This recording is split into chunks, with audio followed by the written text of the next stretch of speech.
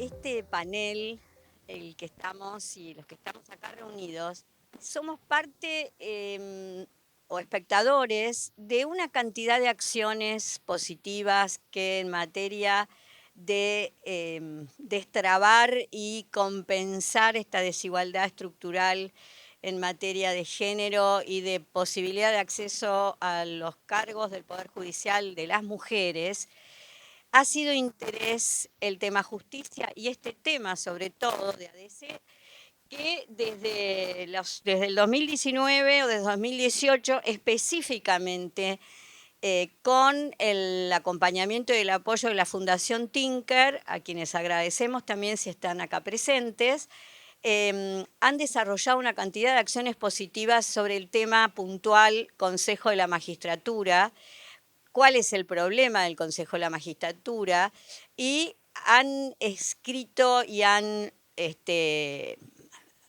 realizado una sólida investigación que se llama El problema del Consejo de la Magistratura para la selección de juezas y jueces, una mirada hacia el interior de la institución o del Consejo de la Magistratura.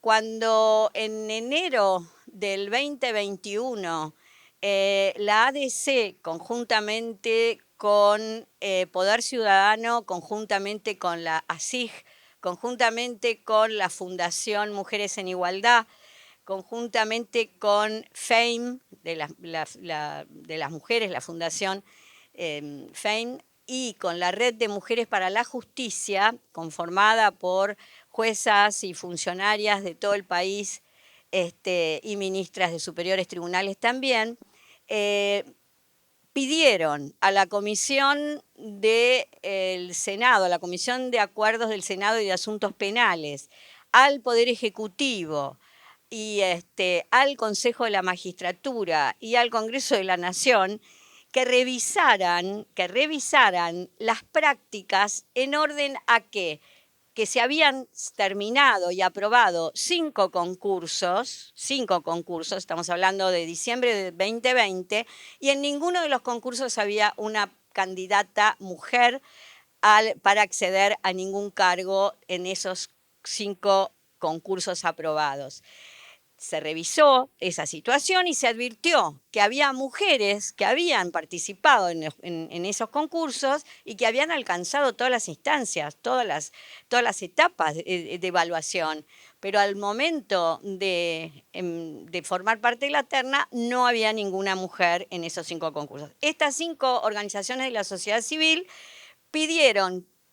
instaron a todos estos poderes donde se envió la nota a que revisaran esas prácticas que iban en contra, no solo de la propia reglamentación del Consejo, que en el 2019, a través de la resolución 266, ya estaba en tren de modificar algunas de las prácticas para la selección, en el sentido que había que poner una mujer por terna, por ejemplo, y en relación a la perspectiva de género, que habría que tener algún tipo de capacitación, pero de hecho lo que las organizaciones de la sociedad civil no pudieron, digamos, digerir era esta injusticia, porque no hacía más que agrandar esta brecha en el acceso igualitario de las mujeres a los cargos del Poder Judicial.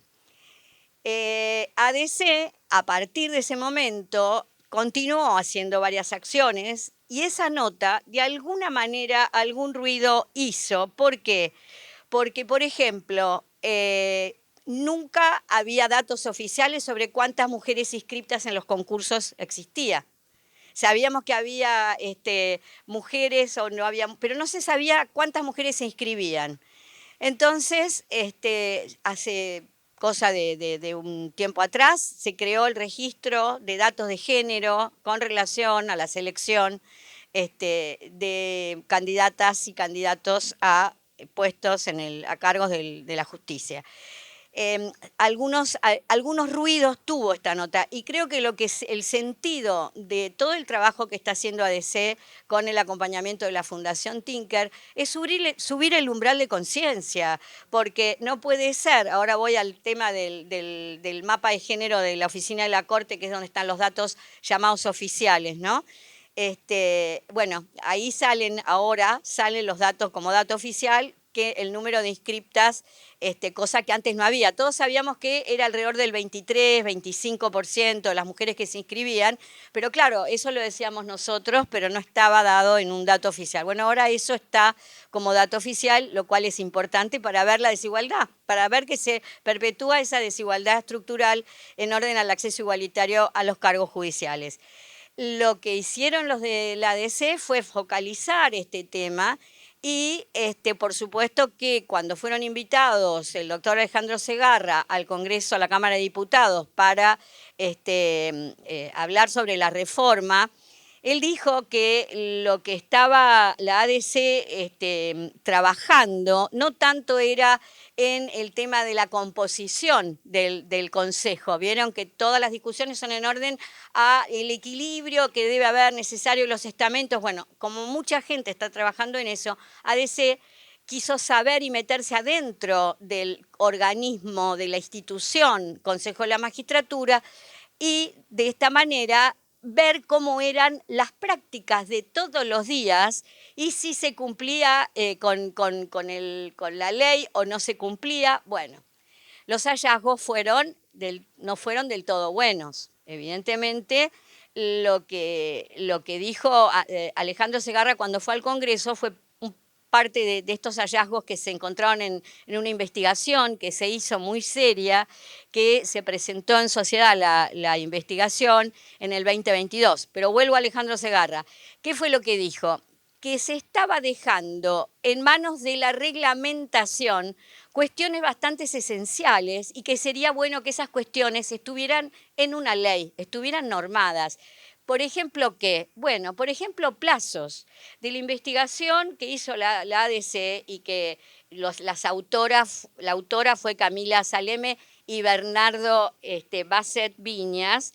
Se dice que, por ejemplo, las demoras hay demoras en todas las etapas, pero si tenemos en cuenta que los plazos de 90 días hábiles empiezan a correr a partir de la prueba de oposición, hay en algunos de los concursos investigados que fueron 17, tenemos muchos que desde la inscripción hasta la etapa de oposición tardaron más de un año.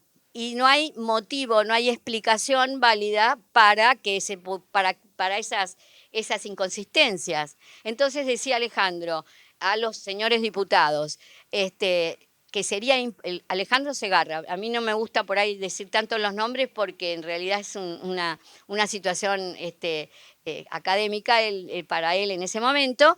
Él les dijo, no puede dejarse librado a la reglamentación algo esencial como son los plazos.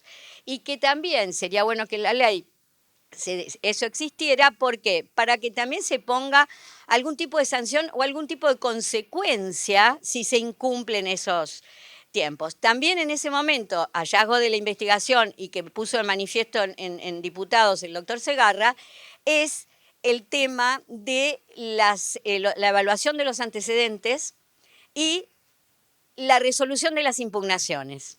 Son dos puntos bastante opacos.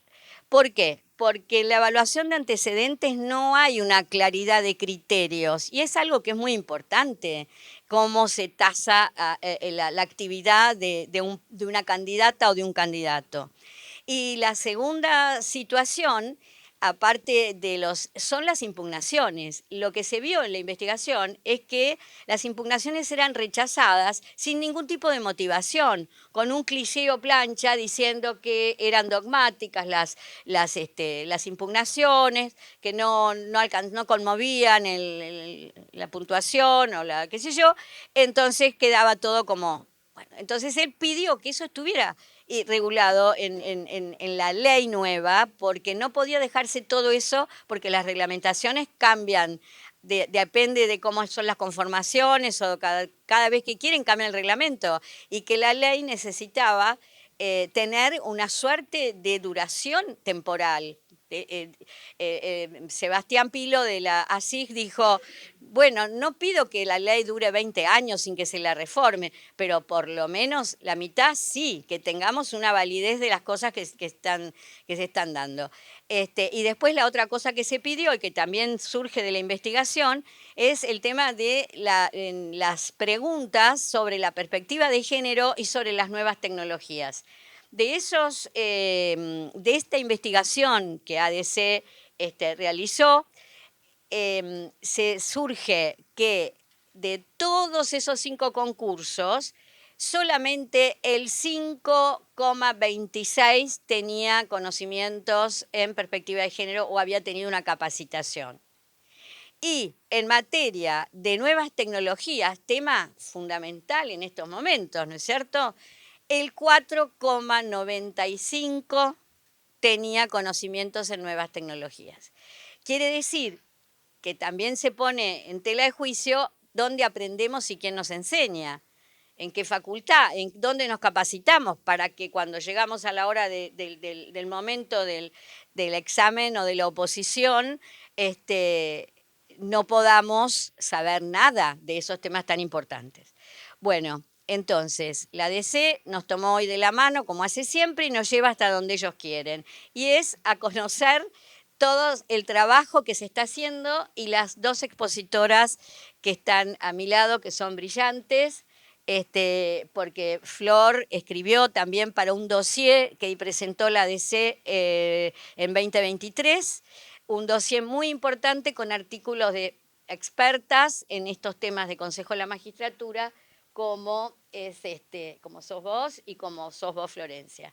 Bueno, Marianela, te dejo el micrófono porque si no yo sigo hablando, porque soy abogada.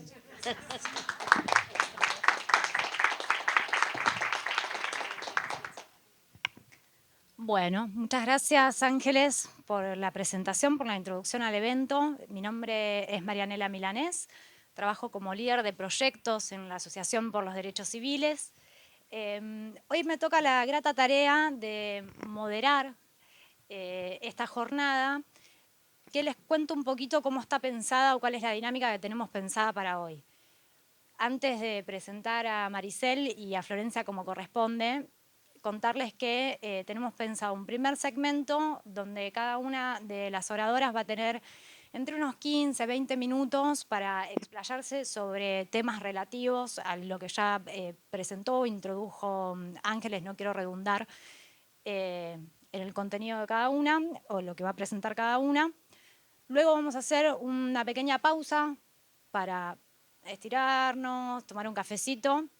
Y en la segunda parte de la jornada vamos a tener una mesa de diálogo que va a consistir en primera instancia, a partir de 2 preguntas disparadoras, darle la oportunidad a las oradoras que se explayen al respecto y también la oportunidad a ustedes de que puedan intervenir haciendo preguntas o comentarios. Así que lo que les pido encarecidamente en mi rol de moderadora es que las preguntas que vayan surgiendo, por favor, anótenlas y las dejamos para la segunda parte, ¿sí? Así que sin más, les presento a las amigas de la casa, ya a esta altura. Maricel Azar, abogada con un magíster en Derecho Constitucional, es profesora de Derecho Constitucional en la carrera de Derecho de la Universidad de la UBA. Y Florencia Burdeos es abogada, especialista en Derecho Civil y es socia de la Red Mujeres para la Justicia. Así que sin más, Maricel, te cedo la palabra. Te voy a estar mirando el tiempo, así que... Intentaré hacerlo rápido. Bueno, buenas tardes a todas y a todos. En primer lugar, yo quisiera agradecer a la ADC por la consideración para participar en esta actividad y en otras a las que ya me han invitado. Para mí es un honor muy grande formar parte de una actividad organizada por una asociación que tiene tanta relevancia en nuestro país como mencionaba quien me precedió en la palabra, en la defensa y promoción de los derechos humanos y que en definitiva no brega por más, mejor democracia y mayor inclusión. Cuando recibí la invitación para participar en la actividad, pensé que iba a ser interesante en esta oportunidad referirme más que a las normas que usualmente nos referimos cuando hablamos de estas cuestiones, a diagnósticos o medidas concretas que luego vamos a tratar, aquellos argumentos normativos, ¿sí?, que justifican una integración más plural de los tribunales, concretamente en la forma en que la teoría constitucional, ¿sí?, o en la forma que desde la teoría constitucional puede abordarse la cuestión. Recientemente, junto a un colega de Colombia, Julián Gaviria, de la Universidad de AFIT de Medellín, estuvimos reflexionando sobre estos aspectos, reflexiones que después se transformaron en un artículo que está próximo a publicarse, y en donde nos preguntamos acerca de las exigencias institucionales de una justicia constitucional inclusiva. Ello, ¿no?, con el objetivo final de adaptar el funcionamiento del Poder Judicial y ponerlo al servicio de la deliberación democrática y, consecuentemente, dotarlo de mayor legitimidad. Y algunos de estos puntos de este artículo en particular son los que voy a compartir con ustedes en este panel y son los que se conectan con el tema del día de hoy. Como sabemos, una de las principales objeciones que ha recibido tradicionalmente el Poder Judicial en el ámbito de la teoría constitucional es aquella vinculada, ¿no?, a la objeción democrática. Esto, en palabras sencillas, ¿no?, la objeción surge a partir de la facultad que tiene el poder menos representativo o con menores credenciales democráticas que el resto de invalidar normas emanadas del procedimiento deliberativo, ¿no? Y esto se menciona obviamente en términos de legitimidad. Sin embargo, durante los últimos años se ha advertido un cambio importante en el rumbo que esta discusión ha tomado y empiezan a notarse ciertos matices. Hoy aquellas teóricos que están comprometidos con versiones robustas de la democracia, especialmente, digamos, a partir de aquellos aportes que ha hecho el constitucionalismo o las concepciones políticas o populares del constitucionalismo, se alejaron de los presupuestos de desconfianza democrática y empezaron a pensar en el modo de compatibilizar el rol que los jueces ejercen con la democracia. Especialmente en la forma que tienen que adquirir los procesos jurisdiccionales o los procesos especialmente de adjudicación constitucional para ser compatibles con la democracia. Y de esta manera, ¿no?, aportar al diálogo colectivo para lograr decisiones imparciales. Tengo que hacer acá un paréntesis o una aclaración porque es necesario recordar que para estas autores que voy a mencionar, es fundamental que para que las decisiones gocen de mayor grado de imparcialidad y con esto, digamos, ganen en términos de corrección moral, que los procedimientos mediante los que esas decisiones se toman garanticen la participación de todos los potenciales afectados por esas decisiones, que se trate de un verdadero proceso de deliberación y corrección mutua y que se garantice la igualdad en esa participación. Cristina Lafont, Roberto Gargarella son algunos de las autores a los que estaba haciendo referencia. Para Roberto Gargarella, ¿no?, constitucionalista argentino, tomarse en serio la idea de una democracia inclusiva e igualitaria exige transformaciones que lleven a las instituciones políticas, entre las que se encuentra la justicia, a promover nuevas formas de diálogo. Cristina Lafont, que es otra autora deliberativista, en su reciente libro Democracia sin atajos, reflexionó sobre la legitimidad del Poder Judicial en nuestras democracias constitucionales. Para ella, la justicia cumple un papel muy relevante en los procesos de deliberación y justificación en nuestras comunidades políticas. Ella va a justificar la legitimidad de la justicia constitucional sobre la base de un derecho a la contestación legal. Un derecho que garantizaría a los ciudadanos y las ciudadanas la posibilidad de activar un proceso de justificación mutua estructurado sobre principios compartidos. La pregunta sobre la legitimidad del Poder Judicial, especialmente, ¿no?, al ejercer el control de constitucionalidad, porque sabemos que es aquí cuando se tratan las cuestiones públicas controvertidas y en nuestro caso toca toda la justicia porque nuestro control de constitucional es de tipo difuso,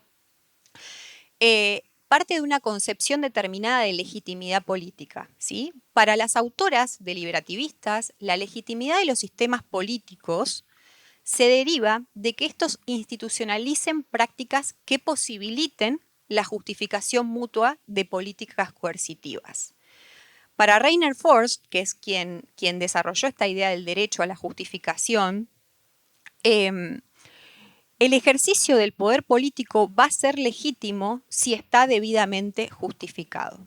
¿Qué quiere decir esto? Cuando está en cuestión qué normas debemos seguir y aceptar, los individuos tenemos un derecho irreductible a la justificación. Un derecho que obviamente se encuentra acompañado de un deber, nosotros, de justificar a los otros nuestras respectivas demandas. Entonces, desde esta perspectiva, el derecho a exigir y cuestionar justificaciones que da el poder se convierte, en esta teoría defendida por este autor, en el primer derecho político. Y el fundamento de este derecho y los demás derechos que del derecho a la justificación se derivan está vinculado a una demanda moral, ¿sí?, que se relaciona con el respeto a la persona humana como agente autónomo. Es decir, un derecho a ser reconocido como alguien que puede exigir y dar razones adecuadas. Razones que se extienden para cada ley que pretenda vincularnos y a su vez sobre las estructuras políticas también. Y este derecho, a su vez, establece la base de la igualdad de los ciudadanos. ¿Por qué? Porque nos asegura el estatus de las personas como iguales en el mundo político, sobre la base de una demanda moral nuevamente indispensable de respeto mutuo. Entonces, en una sociedad democrática, lo más importante desde esta perspectiva es el establecimiento de prácticas de justificación mutua. Y como decía previamente, la idea del derecho a la contestación legal, ¿sí?, que se puede canalizar a través del proceso judicial, defendida por Lafont, puede encontrarse base en esta idea del derecho a la justificación mutua.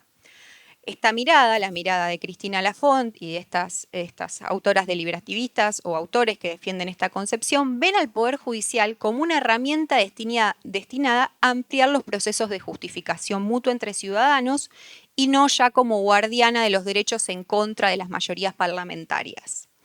Entonces, entendidos de esta manera, los procesos jurisdiccionales van a tener legitimidad en la medida en que puedan ser entendidos como una pieza, entre otras, en el proceso de institucionalización de prácticas de justificación. Cuando el Poder Judicial ejerce el control de constitucionalidad, como nos dice Lafont, cumple un papel democrático clave. ¿Por qué? Porque permite que las ciudadanas puedan abrir o reabrir un procedimiento deliberativo a través del cual se hacen públicas las razones que sirven de sustento a las políticas controvertidas y a su vez ese proceso puede incidir en la corrección de esas decisiones, si no se han tenido en cuenta todos los intereses, ¿sí? Entonces, el Poder Judicial, así, al servicio democrático, procura mantener abierta la posibilidad de participación igualitaria y efectiva en la configuración del proceso político. Y lo que nos permite es vernos a los individuos como participantes de un proyecto democrático de autogobierno. Ahora bien, pensar en el Poder Judicial como una herramienta destinada a ampliar y fortalecer los procedimientos de deliberación pública necesariamente nos abre interrogantes vinculados al diseño institucional. Es decir, la forma institucional específica que el Poder Judicial tiene que adquirir o las condiciones bajo las cuales debe operar para garantizar este objetivo. Entonces, de este modo se nos abre una necesaria reflexión sobre cómo se integran los tribunales. Diferentes formas de elección y la preocupación o no por una mayor pluralidad en la conformación tiene una incidencia importante en el grado de apertura de los tribunales a las preocupaciones de grupos tradicionalmente desaventajados. Respecto de esta cuestión, podemos decir que tenemos buenas razones para defender una mayor diversidad en la integración de los tribunales y yo voy a exponer 4, básicamente. En primer lugar, la ausencia de miembros de determinados grupos sociales en las estructuras políticas en las que se decide acerca de los derechos y obligaciones de la ciudadanía nos está alertando acerca de una desigual distribución del poder de justificación en una sociedad. Como se señaló previamente, la legitimidad de las instituciones políticas en un contexto de cooperación deriva de la posibilidad de que los implicados participen y puedan influir en condiciones de igualdad en esas instituciones, que determinan nuestros derechos, los alcances y nuestras obligaciones. Entonces, garantizar la presencia de miembros de grupos tradicionalmente excluidos en estas instituciones políticas en general y en el Poder Judicial en particular, se presenta como una demanda de justicia mínima. o al menos así es como se puede comprender la idea desarrollada por Rainer Ford, según la cual la primera demanda de la justicia es la distribución tan igual como sea posible del poder de justificación en una sociedad democrática. A su vez, como ha señalado Anne Phillips, una politóloga, profesora de la London School of Economics, la presencia de los anteriormente excluidos, ella particular tiene muchos estudios en materia de género, en estas instituciones no solo supone desafiar las tradicionales estructuras de exclusión de algunos individuos, estructuras de exclusión que generan categoría de ciudadanos en función de la aptitud para desempeñar ciertos roles o llevar a cabo determinadas funciones, ¿no? Y que nos llevan a considerar que algunos gozan de mejor aptitud que otros para desarrollar esas funciones.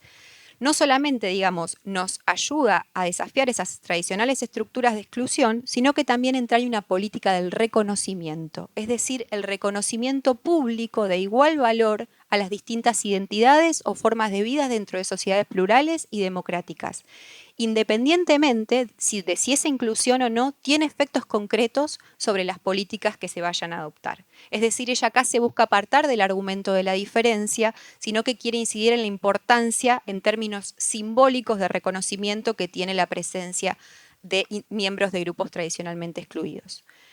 En tercer lugar, hay buenas razones para creer que la justicia más plural puede ayudar a que los tribunales sean más sensibles a los intereses y preocupaciones de grupos tradicionalmente excluidos. Nuevamente, como señala Anne Phillips, la experiencia afecta nuestros juicios y opiniones, y es esperable que las decisiones de una institución conformada por un conjunto de personas permeadas por las mismas experiencias, es decir, los miembros de grupos o grupos dominantes, se limiten a solo un conjunto de preocupaciones. En este sentido, hay varios estudios que han denunciado el rol que desempeñó el Poder Judicial a través de sus decisiones para preservar las inequidades de género, reforzando la opresión de las mujeres. Ello no solo por los puntos de vista que se adoptan, sino también por muchas de las cuestiones que se dejan invisibilizadas. Tengo varios estudios para referir, pero bueno, para no extenderme con la exposición, voy a seguir. También es importante en este contexto mencionar que el Poder Judicial tradicionalmente se mostró ajeno a la discusión sobre la necesidad de garantizar una composición más heterogénea por considerar que se trata de un órgano no representativo y que la principal característica de las decisiones tiene que ser la imparcialidad. Sin embargo, esta es una idea problemática, porque consiste en un modo particular de concebir la imparcialidad, según cual las decisiones pueden ser tomadas independientemente de las particularidades de los sujetos. Pero, como nos afirma otra autora, Iris Marion Young, dice, nadie puede tomar un punto de vista que sea completamente impersonal, desapasionado, completamente separado de cualquier contexto particular y de cualquier compromiso. Entonces, dado que los sujetos que deciden en tribunales, en asambleas, están permeados por sus propias experiencias vitales, entre las que se encuentra su propio posicionamiento social, es esperable que esto se vea reflejado de alguna manera en sus decisiones. El impacto en el caso de la justicia, por ejemplo, podemos verlo en la relevancia asignada a los casos recibidos o a su selección, la forma en que se evalúan los argumentos y testimonios de las partes, el peso que se da a unos derechos frente a otros, ¿sí? Si bien la experiencia compartida, porque acá tenemos el problema del argumento del esencialismo, puede no resultar una garantía suficiente de una opinión o interés compartido entre los miembros de un grupo en razón de la heterogeneidad también hacia el interior de los grupos, el conocimiento situado compartido, como ha señalado también Paola Vergallo, puede ser el reflejo de aquello que nos conecta. Entonces, sobre esto hay que admitir que la evidencia empírica no es concluyente y en ciertos casos es contradictoria. Pero es importante señalar que hay muchos estudios que mostraron cierta correlación entre una mayor presencia de mujeres y una mayor disposición a tomar en cuenta intereses, perspectivas y preocupaciones en los tribunales. Algunos estudios, por ejemplo, muestran que la presencia de mujeres en tribunales colegiados, ¿sí? En donde se resolvían casos de discriminación sexual, generaron que los jueces hombres voten de un modo que de otro modo no hubieran votado, digamos, en favor de las demandantes. Este es un estudio de Boyne, Epstein y Martin de 2010. Otros estudios han mostrado que las juezas pueden utilizar un lenguaje diferente en sus decisiones al de los jueces. Este es un estudio de Gill y Hall de 2015. Por su parte, hay alguna evidencia en países de África que mostraron que las decisiones de las juezas difieren en algunos aspectos significativos a las de los pares masculinos, especialmente en la forma de determinar la cuestión jurídica en cuestiones tales como igualdad formal versus igualdad sustantiva en caso de madres, elección versus subordinación en casos de parejas de hecho y frente a cuestiones de subordinación en caso de trabajadoras sexuales. Por otro lado, también algunos estudios recientes de 2022, Epstein y Knight, muestran cómo la identidad social de los jueces, tales como el género, la raza, la etnia, generan una tendencia a favorecer a los miembros de su grupo, así también como una mayor diversidad social en la integración de los tribunales colegiados tiene un impacto positivo en las decisiones que se toman. Y por último, en cuarto lugar, quiero mencionar la última razón por la cual es importante que el Poder Judicial, especialmente cuando se resuelven casos de adjudicación constitucional, ¿no? Tenga una integración más plural si queremos avanzar en la institucionalización de procesos democráticos de justificación mutua.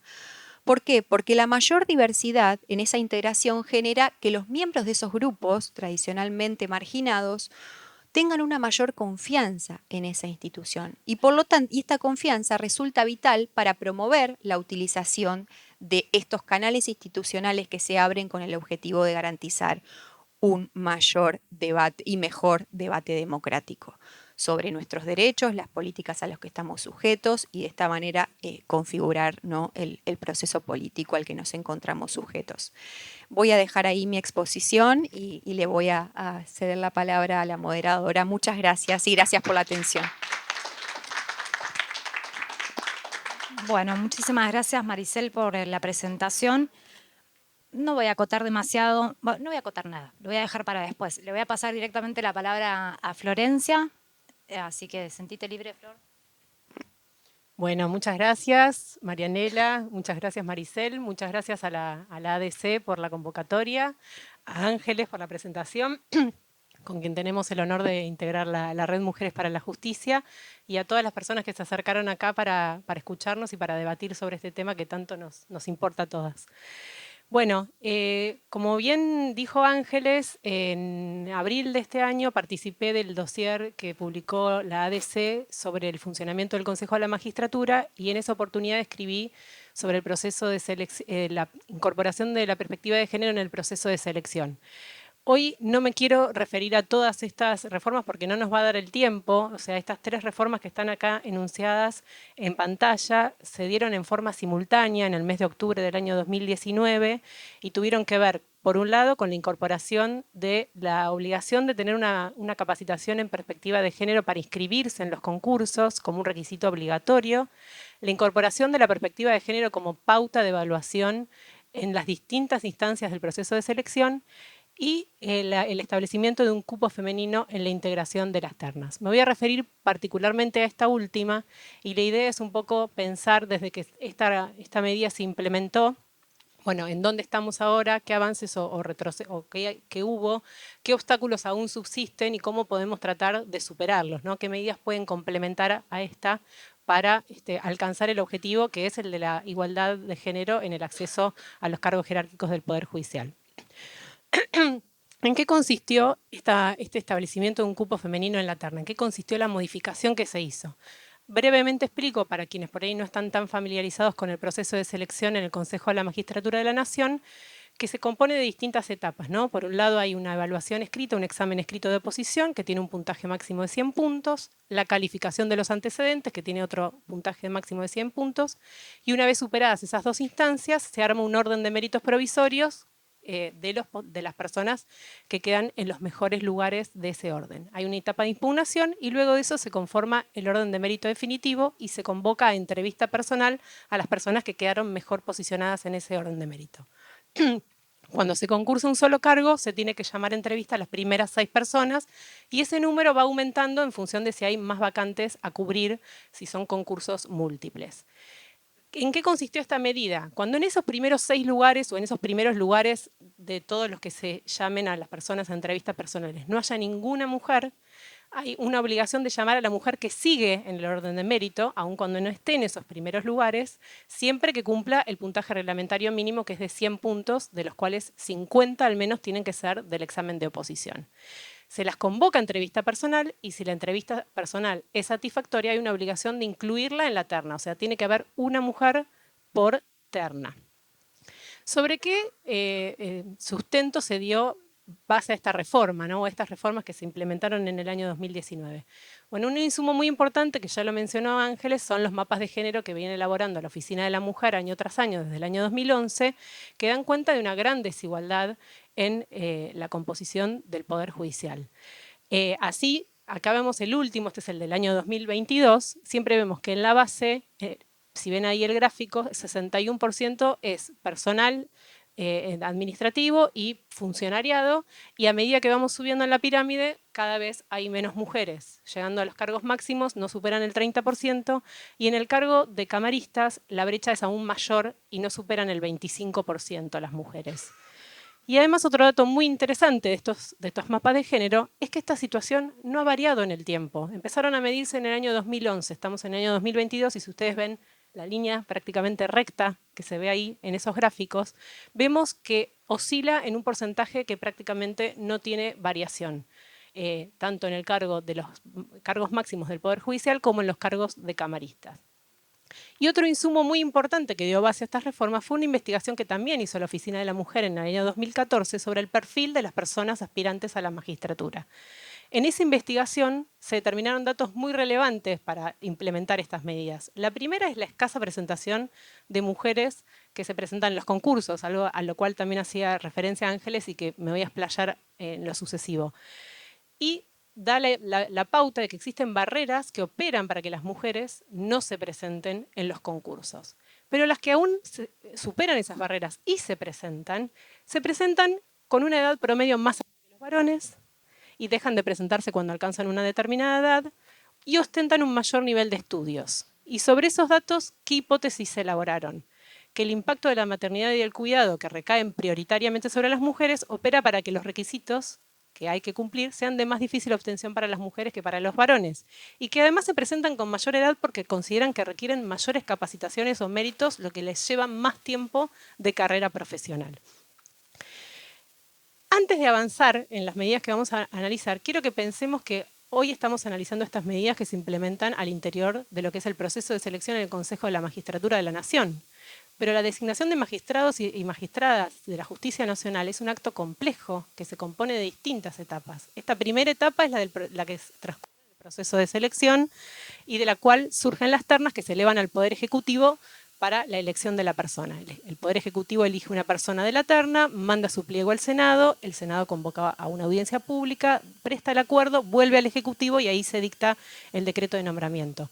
Entonces, un poco también haciendo referencia a lo que decía Ángeles, hay que ver en dónde, cómo y dónde hay que implementar estas medidas, porque las medidas que estamos implementando al interior del proceso de selección en el Consejo de la Magistratura de la Nación quizás tienden a mejorar la performance, por decirlo de una manera, de las mujeres o el acceso a los lugares más altos en los órdenes de mérito que hoy les resulta difícil de acceder, pero después también tenemos que pensar en que hay una etapa que transita en el Poder Ejecutivo y que tiene que ser elegida la mujer y tiene que ser mandado su pliego al Senado para su nombramiento. Entonces, una primera reflexión que también tiene que ver con algo que dijo Ángeles es que todavía es muy pronto para establecer el impacto de esta medida de la composición de una mujer en terna sobre si esta medida mejoró en la cantidad de mujeres que fueron nombradas efectivamente, ¿no? Porque una cosa es que integren la terna y otra cosa es que sean designadas. Pero además, todavía es muy pronto porque recién se implementó con totalidad de esta reforma en los concursos que se sustanciaron en forma íntegra luego de su sanción. ¿Por qué? Y ahí tiene que ver con el planteo que contaba Ángeles, que hicieron varias agrupaciones feministas. Dijeron, hay un montón de concursos en el que hay mujeres y no están integrando la terna, que se judicializó, se hizo un amparo colectivo. ¿Y qué se resolvió en la justicia contencioso administrativa?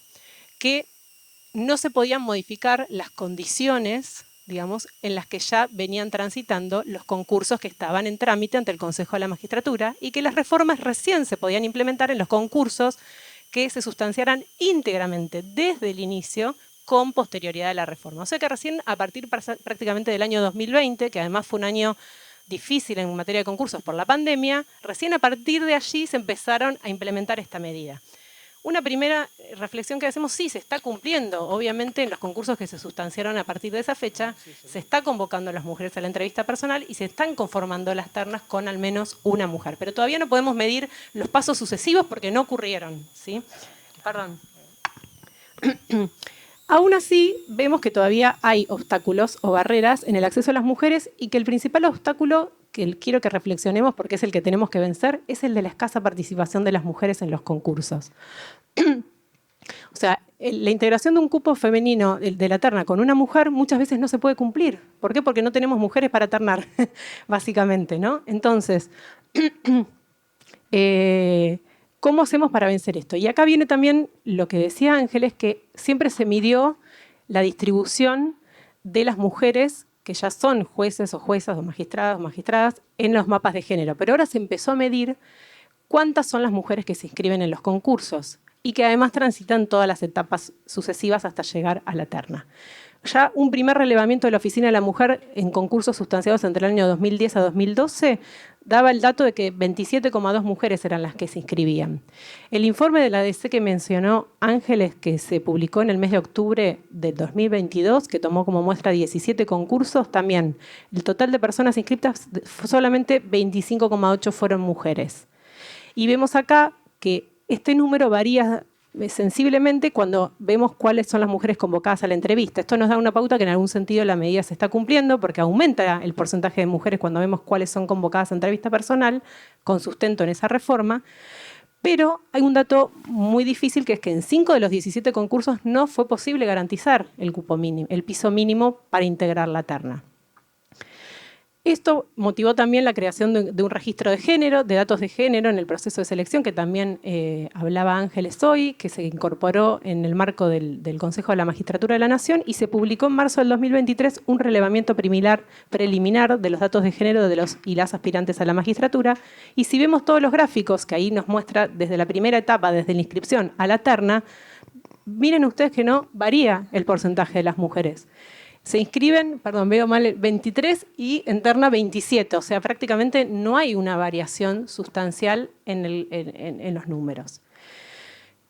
¿Qué hipótesis surge con estos datos? A partir de estos datos que ya se venía sosteniendo. Que hay una autoexclusión de las mujeres. ¿Por qué? Porque ven que tienen pocas posibilidades de acceder a los cargos. Y sobre todo esta autoexclusión se da en un porcentaje mayor en las mujeres más jóvenes, entre los 30 y los 45 años, por supuesto por el impacto de la maternidad y de las tareas de cuidado. Pero esta autopercepción o esta autoexclusión que tienen las mujeres tiene sustento en la realidad. Y esto también surge de los mapas de género que realiza la Oficina de la Mujer. Porque fíjense que midió que los funcionarios varones, si bien no es un requisito esencial ser funcionario para presentarse a un cargo, pero en general muchos funcionarios y funcionarias se presentan, los funcionarios varones tuvieron el doble de chances de convertirse en procuradores fiscales o defensores y 3,6 veces más posibilidades de convertirse en máximas autoridades que sus pares mujeres. O sea que esta percepción que tienen las mujeres y que las inhibe de presentarse está sustentada en la realidad, está sustentada en estos datos. No es una visión, claro, no es una sensación, como dice acá Cintia. También se habla de este fenómeno como techo de cemento, ¿no? Como una barrera interna que levantan las propias mujeres cuando deciden no postularse o rechazar cargos de mayor peso porque prevén las dificultades que va a tener conciliar la vida personal, familiar y laboral. Y acá podemos empezar a hablar de las propuestas. Bueno, ¿qué propuestas empezaron a debatirse ahora o qué propuestas están en curso? Una propuesta tiene que ver con la modificación de los puntajes. Algunas propuestas sugieren asignar puntajes adicionales en la calificación de los antecedentes durante el periodo en que las candidatas mujeres se dedicaron a las tareas de cuidado, ¿sí? Otra propuesta es la de modificar los puntajes en su totalidad, como hizo el Ministerio Público Fiscal en el año 2013, que redujo el monto de los antecedentes de 100, el puntaje de 100 a 75 y mantuvo en 100 el puntaje de los exámenes de oposición. Y medido el impacto en el año 2018, se determinó que mejoró las chances de las mujeres de quedar ternadas. Ahí abajo está la dirección del informe del Ministerio Público Fiscal. Perdón, Ahora yo quería reflexionar un poco sobre esta propuesta. ¿Por qué puede ser o no conveniente la modificación en la asignación de puntajes? De los 100 puntos que componen los antecedentes, el 70% está compuesto por los rubros que se conocen como trayectoria y especialidad, que tienen que ver básicamente con el desempeño profesional. Y los otros 30 puntos, fíjense, 70 contra 30, son los antecedentes académicos. Es decir, docencia, publicaciones y lo que tiene que ver con capacitaciones, especializaciones, posgrados, doctorados, etc. Y en el rubro trayectoria y especialidad, ¿cómo se compone el puntaje? Es en general un puntaje preestablecido por año de desempeño profesional. Y ese puntaje varía en función del cargo, ¿sí? Entonces, por ejemplo, yo traje un ejemplo para el concurso de vocal de cámara, que justamente no superan el 25% de las mujeres. Durante los primeros 5 años se computa por año a los empleados y empleadas 0,50 puntos. A los secretarios o secretarias de primera instancia 1,25 y a los magistrados o magistradas 3 puntos. Es fácil advertir que si la mayoría de las magistraturas la ocupan los hombres, doblan el puntaje de cualquier candidata mujer que se pueda presentar en un concurso. Y lo mismo, o algo similar, ocurre en la especialidad, porque ya por el solo hecho de ser magistrado o magistrada suman 35 puntos, y de ahí un punto por año, que en general llegan al máximo de 40, si bien hay un sistema de prorrateo que no voy a explicar acá porque es bastante dificultoso, pero llegan a los 40 puntos en general. Entonces, esos 70 puntos, que en general son bastante altos en el caso de quienes ejercen la magistratura, es muy difícil para las mujeres si, por ejemplo, se presentan con el cargo de secretaria, que como vimos son el 61% las mujeres en el cargo de secretaria.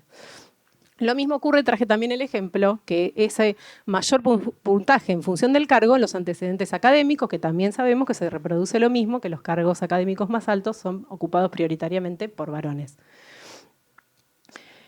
Entonces, yo digo acá, la modificación de puntajes no alcanza. Vimos recién que el Ministerio Público Fiscal modificó el reglamento, que esa modificación mejoró las chances de las mujeres de quedar ternadas y sin embargo los números no nos acompañan de nuevo. En el año 2022, de los fiscales y fiscalas a nivel nacional, solo el 23% son mujeres. La brecha aumenta a mayor jerarquía. En los cargos de fiscal general, solo el 16% son mujeres. Y en 17 años de concursos que se celebraron en el interior del Ministerio Público Fiscal, el porcentaje de mujeres aspirantes no varió. La participación promedio fue del 26%.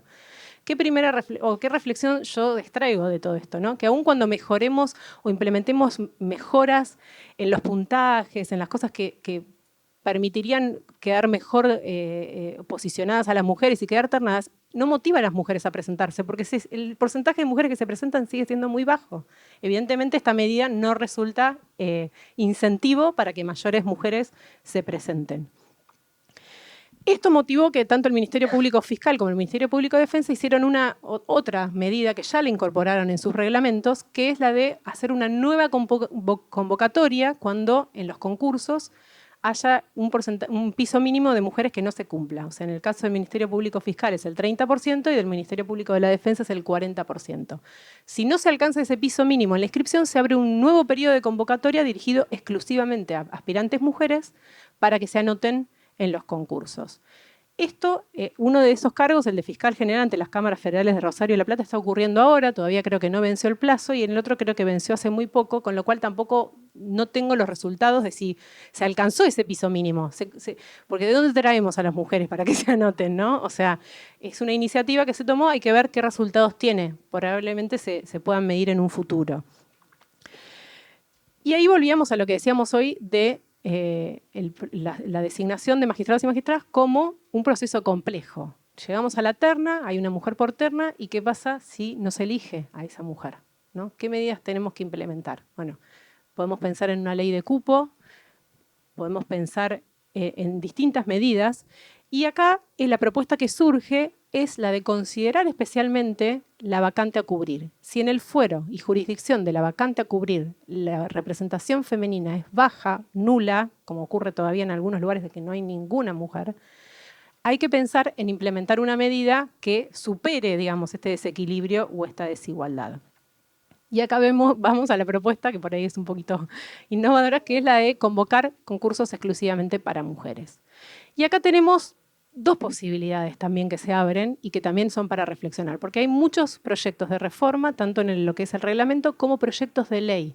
Y hay proyectos de ley que van directamente al Ejecutivo y obligan al Ejecutivo a designar mujeres, pero si no le llegan mujeres al Ejecutivo, entonces lo que deberíamos pensar es que en esos supuestos, porque tampoco es algo que se piensa para todos los casos, en los casos en los cuales, hecho ese estudio previo, nos determina que el porcentaje de mujeres no alcanza un piso mínimo que según los proyectos varía, algunos lo ponen en 30, otros en 40, otros en 50, una convocatoria de concurso destinado o dirigido exclusivamente a las mujeres. Y les quería traer como experiencia que esto se hizo en México en el año 2019 y con resultados muy auspiciosos. ¿Por qué con resultados muy auspiciosos? Porque fíjense que hubo una participación histórica de las mujeres. Participaron un 25% del total de mujeres que participaron en todos los concursos de oposición, solamente en estos concursos, que fueron destinados exclusivamente para mujeres. La mayor participación en la historia de los concursos mixtos fue. Obtuvieron las mejores calificaciones de los últimos 9 años, incluyendo resultados de hombres y mujeres. ¿Y esto qué nos permitió descifrar, ¿no? Que la falta de mujeres en los puestos más altos no se debe a una falta de capacidad, sino a desigualdades estructurales. Y que los resultados también ayudaron a eliminar esa percepción sesgada de que los concursos exclusivos para mujeres van a permitir que personas poco preparadas o poco aptas lleguen a los cargos. Y también otras explicaciones que van en el orden de que en realidad la desigualdad numérica, que la venimos viendo y está ya documentada, es por una disparidad de talentos o por una disparidad de capacidades o por una cuestión de preferencia, ¿no? Se ubica el tema como que las preferencias de las mujeres pasa por otro lado y no por ocupar los cargos de decisión.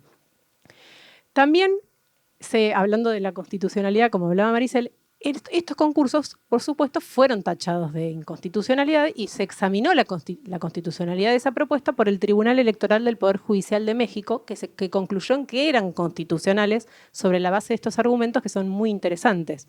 Porque el acto que privilegia al género femenino va a ser válido cuando se derive de una situación de desigualdad y siempre que ese acto sea razonable, proporcional y objetivo.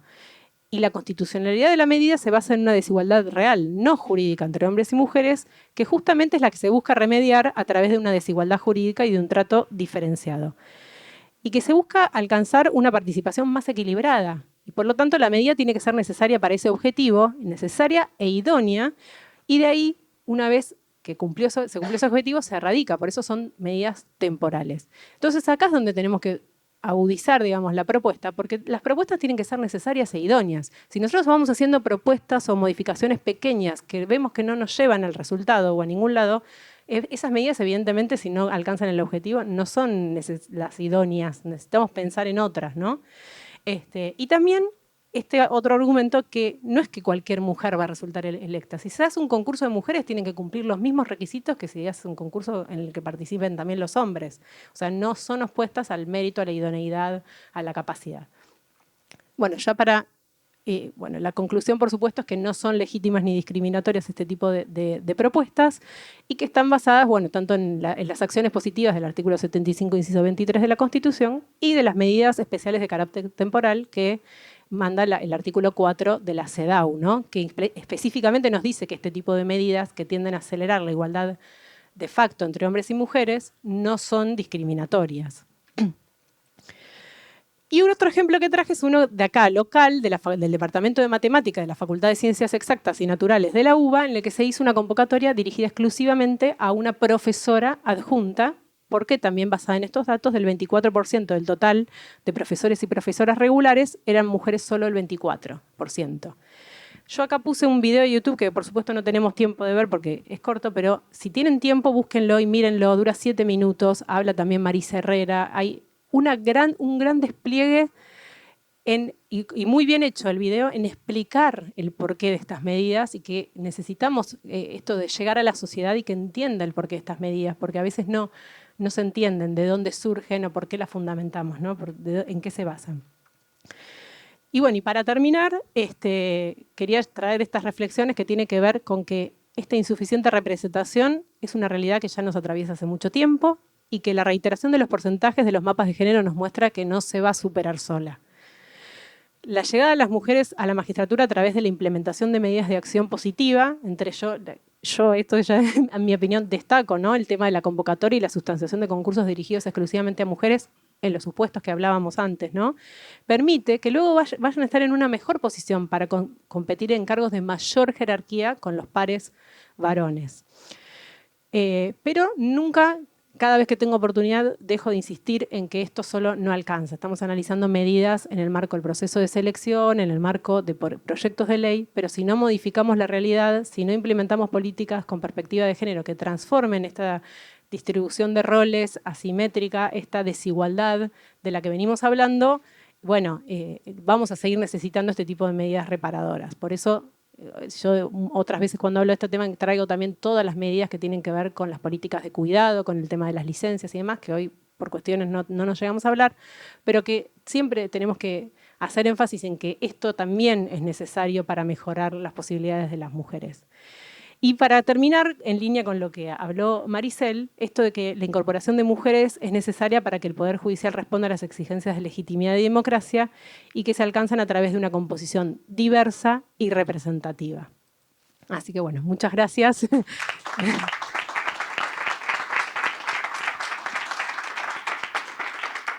Bueno, muchas gracias, Flor, por la presentación. Creo que abordamos varias dimensiones, varias medidas. Dejamos afuera otras tantas por cuestiones prácticas y pragmáticas, como por ejemplo la composición de los jurados y el porcentaje de mujeres allí. Pero bueno, vamos a hacer un cortecito y volvemos en unos minutos ya con el segmento preguntas y un poquito para escuchar también por parte de ustedes. Así que gracias. Bueno, muchas gracias por acompañarnos en esta segunda parte. Como les había adelantado, tenemos pensado destinar el espacio para preguntas por parte de ustedes. Ya me imagino, esto lo estuvimos diciendo, que la conversación continuó en el coffee break, así que un poco es recrear lo que estuvimos hablando, pero para hacer una apuesta en común. En honor al tiempo, porque en mi rol de moderadora, que es bastante incómodo, tengo que decir que nos quedan 15 minutos, vamos a dar la posibilidad de hacer 2 preguntas iniciales, preguntas para que contesten las panelistas, pero también si quieren agregar algún comentario, por favor, acotado, pero pueden hacerlo. Así que quienes tengan preguntas, por favor levanten la mano y les van a alcanzar un micrófono. Mi colega Luis les va a alcanzar un micrófono para que se presenten y puedan hacer la pregunta / comentario que quieran. Este es su momento, chicas. Dale. Fantástico, gracias. Gracias. Sí, pensaba de la exposición de Maricel, primero sobre la posibilidad de una selección de magistrados con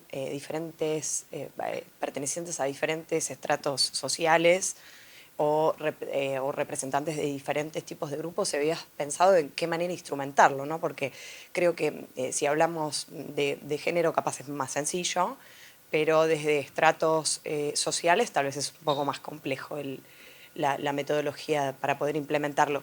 Y si también lo habías pensado solamente desde una cuestión de pertenencia social, y si era solamente eso o también involucraba una actitud nociológica diferente de quienes conocen, desde no quedarse centrados tal vez en posiciones más normativistas y habilitar estas posiciones de conocimiento diferentes que, no sé, pensaba en la jueza Namer, que con una actitud totalmente distinta tenía esto de entrevistarse con las personas que son parte de los procesos judiciales, tal vez también como una manera de asegurar la vigencia de los derechos constitucionales de una manera como más activa, desde acercarnos más a la problemática y a veces dejar de conocer los problemas solamente desde visiones más dogmáticas.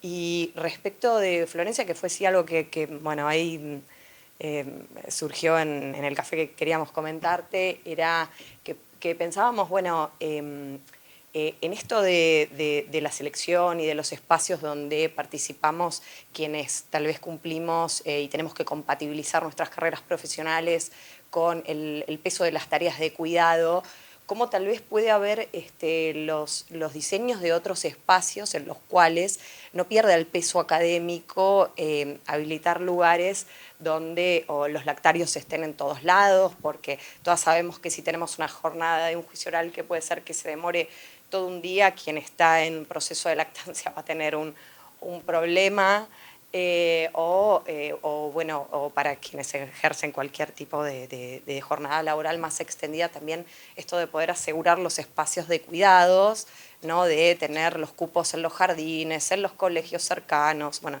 ese tipo de habilitación de recursos, como también para romper un poco con estos límites estructurales que, bueno, realmente a todas creo que nos condicionan, ¿no? Gracias.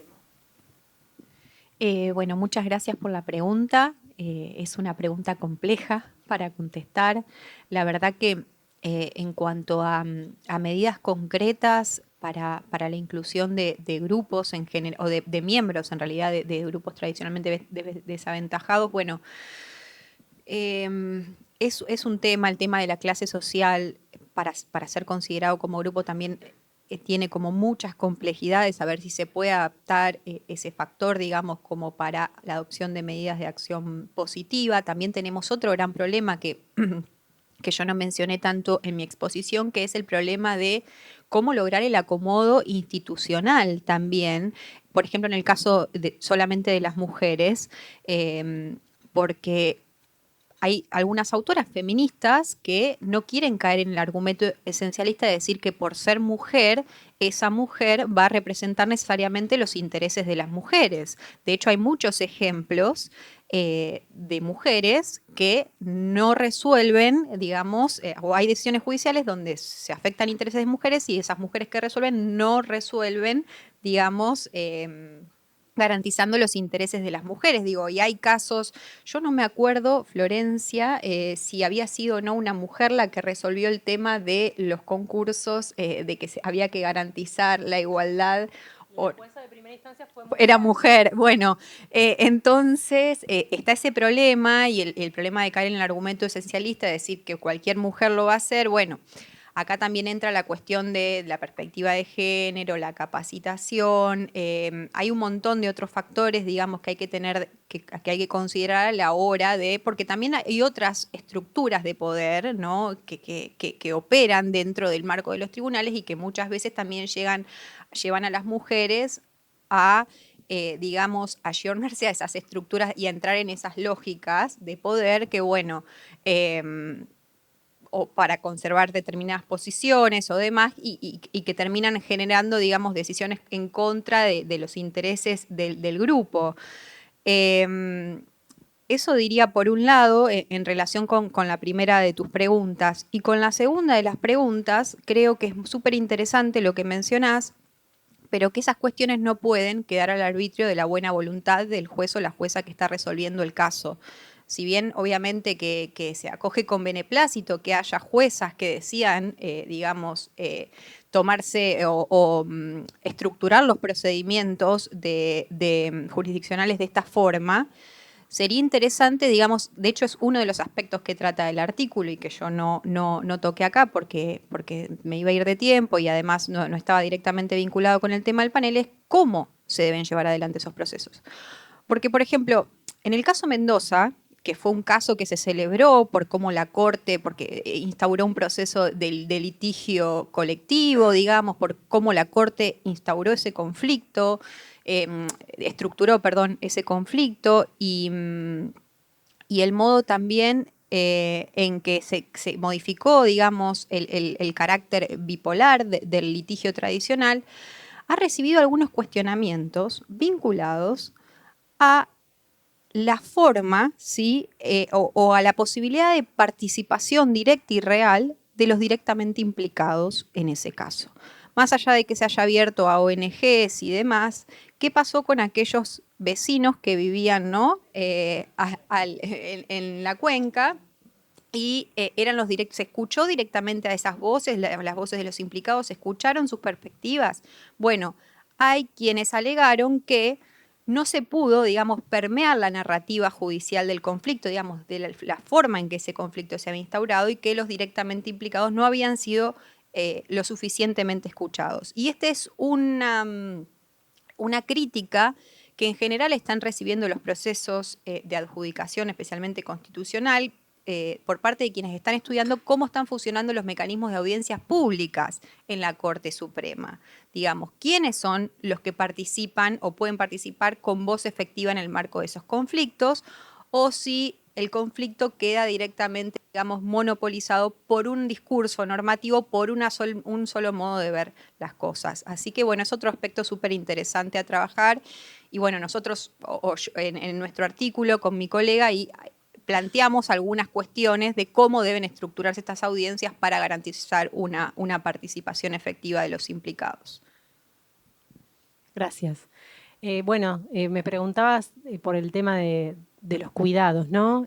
Por eso yo decía, a mí me gusta mucho decir que todas estas propuestas que podemos hacer al interior de lo que son las reformas en el reglamento de concursos, posibles leyes de cupo y demás, no nos alcanzan. O sea, también tenemos que pensar en redistribuir, digamos, la cuestión social del cuidado, y justamente por eso hoy en día en agenda un tema muy importante que es la Ley Integral de Cuidado, y que en algunos lugares ya se están implementando. Por ejemplo, en el Consejo de la Magistratura de la Nación se aprobó una resolución en la cual se cambió, por ejemplo, las licencias, ya no son las tradicionales licencias por maternidad, por paternidad, con plazos absolutamente diferenciados, y además que no tenían en cuenta la composición de esas parejas y familias en cuanto al género, ¿no? Que podían ser parejas del mismo género o personas no gestantes, y ya se incorporó para los empleados del Consejo de la Magistratura de la Nación la licencia única por nacimiento, licencias por adopción, licencias por tratamientos de reproducción humana asistida, bueno, un montón de licencias. La propuesta es que esto se extienda al resto del Poder Judicial de la Nación y que se pueda tener ese tipo de licencias que hoy en día no están para nada acordes con eso. Lo mismo la implementación de los años que se tardó en resolver el fallo Echeverri de los jardines maternales y guarderías en los edificios, o la posibilidad de implementar. Hoy todavía no lo tenemos. Lo que más hemos avanzado es en muchos lugares se han instalado lactarios, que vos lo mencionabas, pero todavía nos falta esto de tener lugares cercanos o en el mismo edificio cercanos, porque también, esto lo hablábamos el otro día, hace poco tuvimos un conversatorio sobre cuidados con acá una de las chicas que está acá acompañando hoy, Cintia, y hablábamos que también en esas propuestas, digamos, de implementación de estas opciones de guarderías, cuidados, también siempre aparece la opción económica. Bueno, te doy un subsidio, un monto para que vos afrontes. Y eso no resuelve, digamos, termina sin resolver el problema. Entonces, bueno, este tipo de medidas las necesitamos también para modificar este tipo de estructuras, para generar una corresponsabilidad en las tareas de cuidado y que sea más equitativo para las mujeres, ¿no? Levantó la mano Ángeles cuando estaba hablando. ¿Querías agregar algo? Nosotros en el Poder Judicial de la ciudad, las licencias por maternidad son más largas. Las licencias por paternidad son de 2 meses. Y entonces, los lactarios, a medida que la mujer se reintegra al trabajo con una mayor edad de su hijo recién nacido, el lactario va a necesitar menos. Pero sí, el Consejo de la Magistratura de la Ciudad paga unos subsidios fabulosos por guardería, por jardín de infantes, pero muy, muy buenos. Entonces, al tener la licencia más larga y poder tener el jardín de infantes mejor o la guardería mejor, más cerca del trabajo, lo que fuera, eso ayuda también. Gracias, Luis.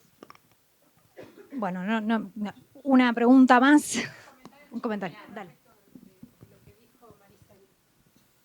No, respecto de lo que dijo Maricel, respecto de la posibilidad de introducir digamos, la opinión o los otros argumentos de otros sectores sociales que no acceden a la justicia, el amicus curiae fue un gran adelanto, en el sentido de, antes de resolver la Corte, poder escuchar otras voces. Pero el problema es que la misma reglamentación del amicus hace que solamente asociaciones civiles altamente calificadas que tienen que haber realizado un proceso previo de inscripción, que es bastante complejo y tienen que haber sido aceptadas, genera que el discurso que llega es un discurso muy direccionado al mismo ámbito social, a las mismas especialidades. Digamos, estamos escuchándonos siempre los mismos.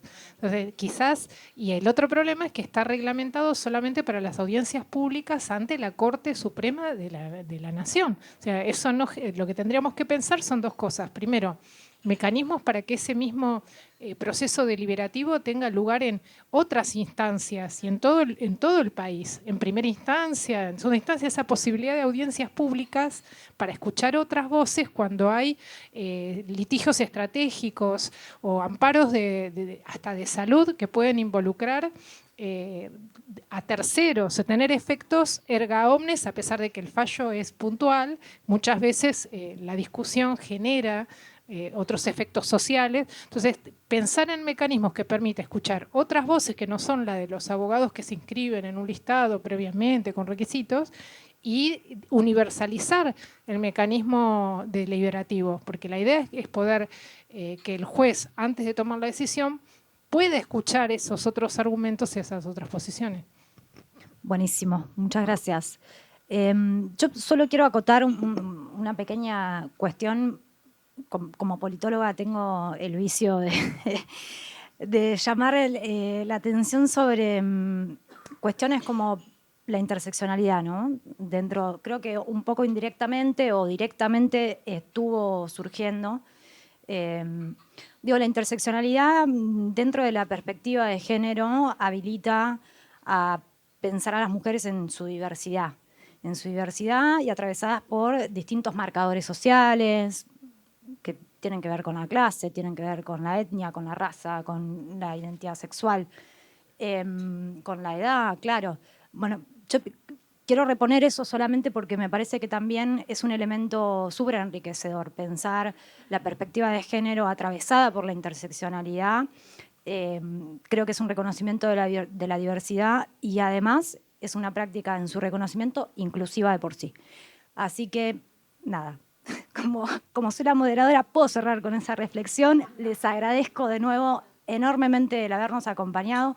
Espero que hayan disfrutado del panel y que va a haber más instancias, así que vamos a estar invitándoles. Muchísimas gracias.